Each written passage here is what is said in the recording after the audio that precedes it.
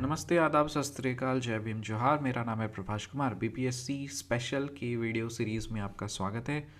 Central Vista project क्या है? Central Vista project new parliament building जो बना है उसका नाम है। यहाँ पे प्राइम मिनिस्टर और वाइस प्रेसिडेंट उनका घर है, साथ ही साथ एक कॉमन सेक्रेटेरिएट है। Both Kashmir and Ladakh formed after the division of Jammu and Kashmir state does not have legislature of its own. क्या ये बात सही है? कश्मीर और लद्दाख जो फॉर्म हुआ है after division of Jammu and Kashmir state, इनके पास अपना खुद का लेजिस्लेचर नहीं है। क्या ये बात सही है? Yes, this statement is true. When a parachutist jumps from a height, its speed first increases with distance fallen and then becomes constant. क्या ये बात सही है? यस। देखिए, जब ये पैराशूटिस्ट अगर जंप करता है ना, तो सबसे पहले क्या होता है कि उसका जो स्पीड होता है ना, सबसे पहले उसका स्पीड इंक्रीज करता है और उसके बाद फिर एक जा कर के कांस्टेंट बन जाता है। तो ये ग्राफ याद रख लीजिएगा, साइंस में पूछ देता है इस तरह क्वेश्चन, या तो ग्राफ डाल के पूछ देगा या फिर एक स्टेटमेंट लगा करके। Who anticipated Newton by declaring that all things gravitate on earth? Newton जो ने बोला था, जो न्यूटन ने न्यूटन्स लॉ ऑफ ग्रेविटी है, उस चीज़ को एंशिएंट इंडिया में किसने एंटिसिपेट किया था? उनका नाम है Brahmagupta. So who anticipated Newton by declaring that all things gravitate on earth? सारी चीज़ें अर्थ पे ग्रेविटेट करती हैं, ये एंशिएंट इंडिया में किसने बोला था? ब्रह्मगुप्त ने। A stream line is a straight line और a curved path such that the tangent to it at a point gives the direction of the flow of the liquid at that point. एक stream line और straight क्या होता है? एक stream line एक straight या फिर एक स्ट्रेट पाथ या फिर एक कर्व्ड पाथ हो सकता है, और ऐसा कि उस पर आप टेंजेंट जब आप ड्रॉ करोगे तो उस पॉइंट पे डायरेक्शन पता चल जाएगा कि लिक्विड किस डायरेक्शन में फ्लो कर रहा है। Particle freely falling under gravity from rest.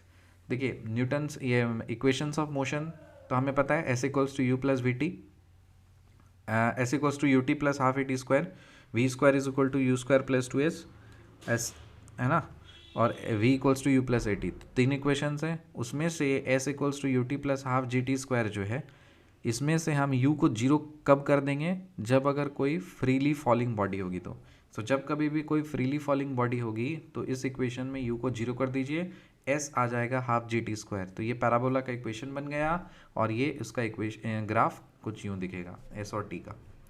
A simple machine क्या होता है? एक simple machine is a mechanical device that changes the direction और मैग्नीट्यूड ऑफ अ फोर्स। एक सिंपल मशीन एक मैकेनिकल डिवाइस होता है जो कि फोर्स का डायरेक्शन और मैग्नीट्यूड को चेंज कर देता है।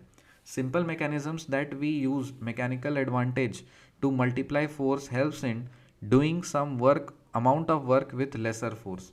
तो सिंपल मैकेनिज्म्स किस चीज़ का यूज़ कर सकता है, किस चीज़ का यूज़ करता है? वो मैकेनिकल एडवांटेज का यूज़ करता है ताकि वो फोर्स को मल्टीप्लाई कर सके, ताकि हम कम समय करके कम वर्क लगा करके ज़्यादा फोर्स अप्लाई कर सकें। मतलब सेम अमाउंट ऑफ वर्क हम लोग करेंगे लेकिन कम फोर्स में, just like pulley, lever, wheel, screw etcetera. The tendency of a liquid drop to contract and occupy minimum area is due to what? It is due to surface tension. The tendency of a liquid drop to contract and occupy minimum area is due to surface tension. Momentum scalar है या vector है? Momentum vector है। Area scalar है vector है? ये vector है। A girl is swinging on a swing in sitting position. When the girl stands up, the period of the swing will shorter. तो जब कभी भी मान लीजिए कोई बच्चा झूला झूल रहा है, ठीक है, और झूला झूल रहा है तो ऑब्वियसली उसका कोई पीरियड होगा, ठीक है, और मान लीजिए वो झूला झूलते झूलते वो झूला पे खड़ी हो गई, तो उसका जो टाइम पीरियड होगा वो बढ़ जाएगा या कम हो जाएगा? वो कम हो जाएगा। सो झूला झूलने का जो टाइम पीरियड है वो कम हो जाएगा। इफेक्टिव लेंथ क्या होता है? Effective length is the length of the suspension to the centre of gravity of a body. Effective length is the length of suspension to the center of gravity of a body. So effective length का मतलब है कि अगर कोई body को आपने टांग दिया ना, या कहीं से भी, मतलब कोई बॉडी को आप देख रहे हो और कहीं से टंगा हुआ है कोई भी चीज़, उसके रेफरेंस से ले रहे हो, तो जहाँ से टंगा हुआ है वहाँ से बॉडी के सेंटर ऑफ ग्रेविटी तक जो डिस्टेंस होगा वो इफेक्टिव लेंथ होता है। जैसे मान लीजिए झूला है, झूला पे कोई बच्चा बैठा हुआ है, तो इसका इफेक्टिव लेंथ क्या होगा, इसके टॉप पोजीशन से लेके जहाँ तक बैठा हुआ है वहाँ पे रेड डॉट तक। और मान लीजिए इसका खड़ा हो गया, ये मतलब ये जो बॉडी है, बॉडी खड़ा हो गया, बॉडी ठीक है, मतलब बच्चा खड़ा हो गया, तो बच्चा जैसे खड़ा हो गया तो क्या हो जाएगा, ये टॉप पोजीशन से लेकर के इसके सेंटर ऑफ ग्रेविटी यहाँ तक डिस्टेंस होगा, सो ये एल डैश हो जाएगा। सो हमें पता है T is equal to 2 pi root under L by G होता है। तो यदि अगर हम एल को कम करेंगे तो टी कम हो जाएगा ना, तो जब बच्चा खड़ा हो जाएगा तो एल डैश, एल जो है इफेक्टिव लेंथ वो कम हो जाएगा। So L is the effective length, so T is directly proportional to root L.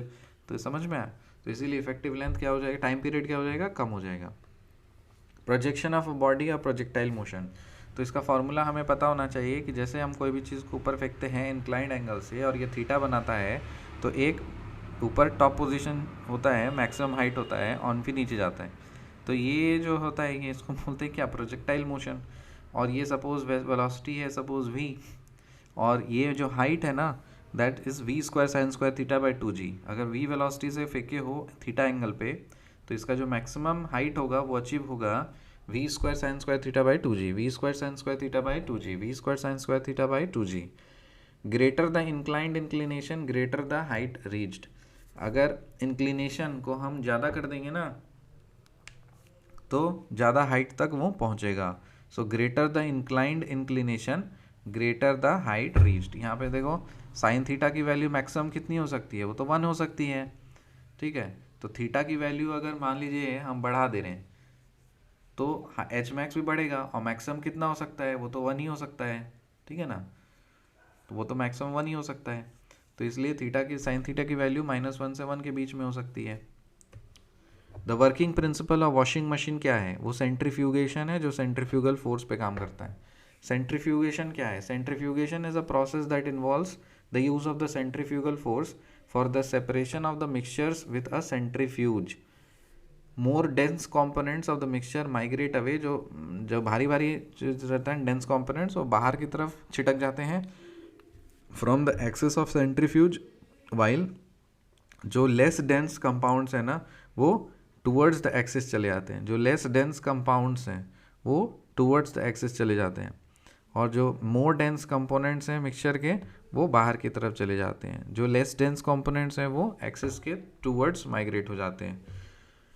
फिर है क्वेश्चन कि मान लीजिए कोई एक इंक्लाइंड प्लेन है और ऊपर से कोई बॉडी लुढ़क रहा है, तो अगर कोई बॉडी फ्रीली लुढ़क रहा है और ये जो इंक्लाइंड डिस्टेंस है वो l है, हाइट अगर h है और ये एंगल थीटा है, तो उस केस में body starts from rest and slides down the inclined plane. यहाँ पे जो बॉडी है, कंडीशन ये है कि जो बॉडी है वो रेस्ट से स्टार्ट कर रही है और स्लाइड हो रही है इंक्लाइंड प्लेन पे, तो कितना समय के बाद ये बॉटम पे पहुँचेगा, कितना समय लगेगा इसको यहाँ से यहाँ तक पहुँचने के लिए, उसका फॉर्मूला है t is equal to 1/sin theta root 2h/g। h क्या है, ये वाला वर्टिकल हाइट, l क्या है, ये वाला है, ठीक है, इंक्लाइंड लेंथ। तो इसमें जो टाइम कितना लगेगा, 1/sin theta root under 2h/g, 1/sin theta root under 2h/g। So total time taken by this body to reach to bottom is t equals to 1/sin theta root under 2h/g। ये formulas directly अगर आप याद रखोगे ना तो फिर आप इसके सब्जेक्टिव क्वेश्चंस भी बना पाओगे, क्योंकि पूछता है एग्जाम में, पूछा जाता है, या तो फार्मूला पूछा जाएगा, जनरली फार्मूला नहीं, उसका जो कंक्लूजन है ना वो पूछा जाता है।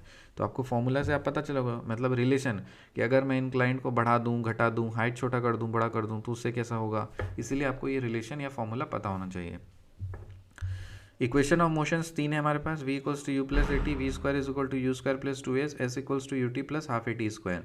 जब कोई भी बॉडी ऊपर से नीचे जाती है तो a का वैल्यू हम लोग g लेंगे, और जब नीचे से बॉडी ऊपर जाती है तब a का वैल्यू हम -g लेंगे, क्योंकि हम लोग ग्रेविटी के अगेंस्ट में मूव कर रहे हैं। Velocity after time t when drop from the top, तो आफ्टर टाइम t समय के बाद वेलोसिटी कितना हो जाएगा, सो वो फॉर्मूला हम कैसे लगाएंगे, v equals to u plus a t होता है, और क्योंकि यहाँ पे ड्रॉप्ड लिखा है ना, जब कभी भी ड्रॉप लिखा रहे तो इसका मसला समझ लीजिए कि वो इनिशियल वेलोसिटी 0 है, तो u की वैल्यू हो गई 0, g तो चेंज नहीं होगा, t का टाइम t है रहेगा, so v is equal to g t. So after time t जो वेलोसिटी जिस वेलोसिटी से ऊपर से नीचे गिरेगा वो रहेगा v is equal to g t. The velocity of a ball dropped, देखिए अब क्वेश्चन कैसा पूछा है, the velocity of a ball dropped from a high building with a constant acceleration of this after 2 seconds is. ये UPSC में पूछा था बहुत साल पहले, लेकिन बीपीएससी में भी पूछ सकता है। तो यहाँ पे देखो फॉर्मूला क्या लगा देंगे, v is equal to g t, क्यों, क्योंकि ड्रॉप्ड की वर्ड है, इसी को पकड़ना था आपको, v equals to u plus a t होता है, और क्योंकि नीचे गिर रहा है तो a के जगह पे g डाल देंगे, g की वैल्यू दी है, फिर t की वैल्यू दी है, मल्टीप्लाई कर दो 19.6 मीटर पर सेकेंड आ जाएगा। फिर if monkey and bullet fall under the same gravitational force, the bullet will hit exactly the same point it has been aimed. क्या बोल रहा है कि अगर बंदर और बुलेट सेम ग्रेविटेशनल मतलब सेम ग्रेविटेशनल फोर्स के अंदर अगर गिरते हैं ना, तो जो बुलेट है ना वो हिट करेगा exactly same point it has been aimed, तो वो एग्जैक्टली सेम हिट कर देगा अगर आपका सेम ग्रेविटेशनल फोर्स रहा तो, मतलब वहाँ पे कोई भी चूक नहीं होगी, क्योंकि वहाँ पे कोई भी एयर रेजिस्टेंस नहीं होगा, मतलब कोई भी वहाँ पे मतलब एक्स्ट्रा जो रेजिस्टेंस है ना वो नहीं होगा, क्योंकि दोनों का ग्रेविटेशनल फोर्स सेम है। So this statement is true. Capillary action या कैपिलैरिटी क्या होता है? कैपिलैरिटी या capillary action is a phenomenon where the liquid spontaneously rise in a narrow space such as thin tube, or in porous material such as paper, or in some non-porous material such as liquefied carbon fiber without any external force। तो बिना किसी external force की सहायता से पानी या फिर कोई भी लिक्विड है ना, वो अगर लोअर लेवल से हायर लेवल तक अगर रीच आउट कर जा रहा है, जैसे लिक्विफाइड कार्बन फाइबर के केस में नॉन पोरस मटेरियल है वो, पोरस मटेरियल जैसे पेपर के केस में, या फिर थिन ट्यूब के केस में अगर स्पॉन्टेनियसली बढ़ जा रहा है, राइज हो जा रहा है, तब उस एक्शन को कैपिलरी एक्शन या कैपिलैरिटी बोलते हैं। This effect can cause liquids to flow against the force of gravity on the magnetic field और द मैग्नेटिक फील्ड इंडक्शन। तो ये फोर्स ऑफ ग्रेविटी या मैग्नेटिक फील्ड इंडक्शन के अगेंस्ट में ये इफ़ेक्ट काम करता है, क्योंकि लिक्विड्स जो है वो ऑब्वियसली फ्लो का मतलब कोशिश क्या है ग्रेविटी का, कि वो फ्लो को नीचे खींचे, लेकिन यहाँ पे तो नीचे नहीं हो रहा है, ऊपर जा रहा है, ठीक है ना, अगेंस्ट द ग्रेविटी। तो फोर्स ऑफ ग्रेविटी के अगेंस्ट में या फिर मैग्नेटिक फील्ड इंडक्शन के अगेंस्ट में ये जो लिक्विड है वो मूव कर जाता है, उस इफेक्ट को या फिनोमेनन को कैपिलरी एक्शन या कैपिलैरिटी बोलते हैं। अब यहाँ पे कुछ स्टेटमेंट्स लिखे हैं, इसको आप समझिए। Kerosene rises in the wick of the lamp, क्या ये बात सही है? हाँ सही है। जैसे लैम्प है ना, तो लैम्प में केरोसिन डालते हैं, आजकल तो वो यूज़ ही नहीं होता, गांव में यूज़ होता था, हमारे टाइम पे भी, अभी भी कहीं कहीं यूज़ होता है।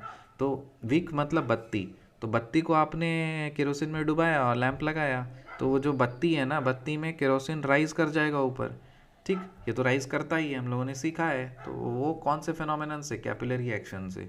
Rise of liquid in a straw while drinking, जब हम लोग ड्रिंक कर रहे हैं, जब हम लोग कोई भी स्ट्रॉ से ड्रिंक करते हैं, उसमें जो राइज ऑफ लिक्विड होता है, क्या वो कैपिलरी एक्शन होगा? नहीं होगा रे बाबा, क्योंकि यहाँ पे हम फोर्स लगा करके खींच रहे हैं ना। So rise of a liquid in a straw while drinking, so जब हम लोग पीते हैं किसी स्ट्रॉ से, तो हम लोग फोर्स को सक करते हैं, ऊपर ऊपर खींचते हैं, तो इसका मतलब we are applying some external force, so that is why वो कैपिलरी एक्शन नहीं होगा। ब्लॉटिंग पेपर, हम मुझे याद है क्लास 4-3 में जब हम लोग इंक पेन से फाउंटेन पेन को कंपलसरी था पेन स्कूल में लिखने का, तो फिर ब्लॉटिंग पेपर खरीदते थे हम लोग इसकी, और फिर पेन इंक अगर गिर जाता था फिर ब्लॉटिंग पेपर से उसको सुखाते थे। So gone are the days, क्या दिन थे वो। Rise of water from the roots of a plant to its foliage, जो प्लांट्स में का जो रूट्स है ना, मतलब उसके जो उसमें जो राइज ऑफ वाटर होते हैं, तो प्लांट से लेकर रूट से लेकर फोलिएज तक, वो भी क्या है? कैपिलरी एक्शन है। समझ में आया? राइजिंग ऑफ अंडरग्राउंड वाटर, क्या ये कैपिलरी एक्शन है? नहीं है। अंडरग्राउंड वाटर का राइज हो जाना वो कैपिलरी एक्शन नहीं है। राइजिंग ऑफ अंडरग्राउंड वाटर क्या ये कैपिलरी एक्शन है? नहीं। Rising of underground water is not a capillary action. A streamlined design is one in which the objects that move through a gas or a liquid are shaped to match these lines and therefore reduce the energy required to produce the motion। तो इसीलिए streamline design क्या है? मछली जैसा, ठीक है ना, ताकि वो जो रेजिस्टेंस है ना उसको अच्छे से काट सके। So streamline design is one in which the objects that move through a gas और a liquid are shaped to match these lines and therefore reduce energy required to produce the motion. मतलब जो resistance है ना उसको काटने में ज़्यादा energy नहीं लगेगा, एकदम स्मूथली मूव करेगा। Multi-point fuel injection system injects full individual cylinders based on the commands from the onboard engine management system, popularly known as ECU, electronic control unit. क्या ये बात सही है? Yes. Multi point fuel injection system में वो जो क्या करता है, वो इंजेक्ट करता है full individual cylinders based on the commands from the onboard engine management system, popularly known as ECU, electronic control unit. Streamlined design and multi-point fuel injection system techniques result not only in the better power balance amongst the cylinders but also in the higher output from each one of them, along with faster throttle response. जो streamline design और multi fuel injection system है ना, ये techniques ये इस चीज़ में result करता है कि पावर बैलेंस जो है वो बेटर है अमंग सिलेंडर्स में, सारे पावर बैलेंस जो है वो बेटर है, और साथ ही साथ आउटपुट भी higher they from each one of them along with faster throttle response. So faster throttle response के साथ साथ हाइयर आउटपुट भी प्रदान करे. Radial tires and catalytic converter with exhaust do not contribute to make the car more fuel efficient. Is this statement true? Yes. जो radial tyres को आप radial कर दो या फिर कैटालिटिक कन्वर्टर विथ एग्जॉस्ट लगा दो, इनका कोई रोल नहीं है फ्यूल की एफिशिएंसी, कार को मोर फ्यूल एफिशिएंट बनाने में कोई कंट्रीब्यूशन नहीं है. So radial tyres and catalytic converter with exhaust do not contribute to make the car more fuel efficient. Mass is universal constant but weight changes with gravity. Mass जो है वो एक universal constant है और wait जो है वो gravity के साथ बदलती रहती है. So mass means like this, mass और W is equal to M into G. So यहाँ पे 65 kg है, एम इंटू जी, एम इसको 65 kg है. सो हम इसको मीटर, इसको कन्वर्ट करेंगे एम इंटू जी. W क्या होता है? m इंटू जी. मून पे क्या हो जाएगा? जो अर्थ की ग्रेविटी है ना उसको, सॉरी अर्थ की जो ग्रेविटी है उससे आधा 1/6 हो जाता है, तो 9.81 डिवाइडेड बाई 6 इंटू 65 ये बन जाएगा उसका. ठीक है. सो मास एक यूनिवर्सल कांस्टेंट है. A simple pendulum is set into oscillations. अगर एक सिंपल पेंडुलम को ऑसिलेशन में सेट कर दिया जाए तो उसका जो एक्सेलरेशन होता है वो 0 होता है when Bob passes through the mean position. जब भी वो मीन पोजीशन पे आता है उसका एक्सेलरेशन हो जाता है 0. In each cycle the bomb attains a given velocity twice. और हर साइकिल में जो बॉब है वो अपना वेलोसिटी 2 बार अचीव करता है. 2 बार अचीव करता है वो अपना वेलोसिटी, मतलब इधर भी 2 उधर भी 2. ठीक है. So in each cycle the bob attains a given velocity twice. The amplitude of the oscillations of the simple pendulum decreases with time. और उसका जो एम्पलीट्यूड होता है ना वो समय के साथ में कम होता चला जाता है. अब यहाँ पे देखिए, ये बहुत पॉपुलर क्वेश्चन है कि कोई भी बॉडी को पानी में डाल दिया और बोल रहा है कि इसका बताइए कि कितना मास डिस्प्लेस हुआ है, कितना मास उसमें से निकल गया है. तो मास डिस्प्लेस्ड होता है वॉल्यूम इनटू डेंसिटी. ठीक है, volume into density. Mass displaced is equal to volume into density. So mass displaced में कितना मास है? Mass displaced is equal to, आपको बोला mass displaced is equal to what? Volume into density. So 0.2 kg है equal to volume. तो volume को निकालने के लिए हम लोग इसको x मान लेते हैं. तो इसका अगर एक डिस्टेंस x है तो एक साइड x हो जाएगा, दूसरा साइड x हो जाएगा. So 2 into x into x into 1. So x is equal to 10. मतलब इसमें आपको फॉर्मूला याद रखना है, mass displaced is equal to volume into density. A 4-wheel vehicle में moving in a sharp circular path at high speed will overturn about its outer wheel. ये overturn हो जाता है, आउटर व्हील से वो ओवरटर्न हो जाता है और स्किड आउटवर्ड्स होता है और स्किड आउटवर्ड्स हो सकता है. So a 4-wheel vehicle moving in a sharp circular path at high speed will overturn about and its outer wheel, ठीक है, about its outer wheel. So overturn का जाता है about its outer wheel और skid outwards. In case of object moving along a circular path, 2 types of forces, centripetal जो कि अंदर की तरफ और centrifugal बाहर की तरफ उस पर एक्ट करता होता है. जब कोई भी ऑब्जेक्ट एक सर्कुलर पाथ में मूव करता है तो उस पर 2 तरह के फोर्सेस एक्ट कर रहे होते हैं. एक सेंट्रीपिटल, इसका मतलब जो अंदर की तरफ, और एक सेंट्रीफ्यूगल जो बाहर की तरफ. As they have opposite impact, क्योंकि दोनों का अपोजिट इम्पैक्ट है इसलिए जो ऑब्जेक्ट है ना वो रिमेन बैलेंस में रहता है. When centrifugal force gets disturbed, then the object will leave the balance and skid towards outer direction. मान लीजिए अगर सेंट्रल सेंट्रीफ्यूगल फोर्स को आपने डिस्टर्ब कर दिया ना, तो फिर वो जो ऑब्जेक्ट है ना वो अपना बैलेंस खो देगा और बाहर की तरफ फेंका जाएगा. यहाँ पे देखो ऑयल टैंकर है, ये रियर साइड बोलते हैं, इसको फ्रंट साइड बोलते हैं. ये फ्रंट साइड है, ये रियर साइड है. और ऑयल टैंकर सपोज ऐसा है. सो ऑयल टैंकर ऐसा है, तो आप क्या करोगे, moving will uniform acceleration, moving with uniform acceleration. तो जब अगर यूनिफॉर्म एक्सेलरेशन के साथ अगर आप मूव करते हो ना, तो फ्रंट साइड में जो होता है ना वो स्मॉल डेप्थ हो जाता है, और लार्जर साइज में होता है ना वो लार्जर डेप्थ हो जाता है. तो अभी देखो इक्वल डेप्थ है, लेकिन जैसे आप यूनिफॉर्म एक्सेलरेशन से इसको मूव कराते हो ना, तो सामने में छोटा हो जाता है और पीछे में बड़ा हो जाता है. Value of g on earth surface, जो एक्सेलरेशन ड्यू टू ग्रेविटी है 9.81 मीटर पर सेकेंड स्क्वायर, उसका वैल्यू क्या है अर्थ के सरफेस पे, उसका वैल्यू है g equals to G M by R square. G equals to G M by R square. M का मतलब होता है मास, जी का मतलब होता है यूनिवर्सल ग्रेविटेशनल कांस्टेंट, और आर तो रेडियस ही है. तो ठीक है, तो G is equal to G M by R square. मिलते हैं आपसे अगली वीडियो में, तब तक के लिए बाय.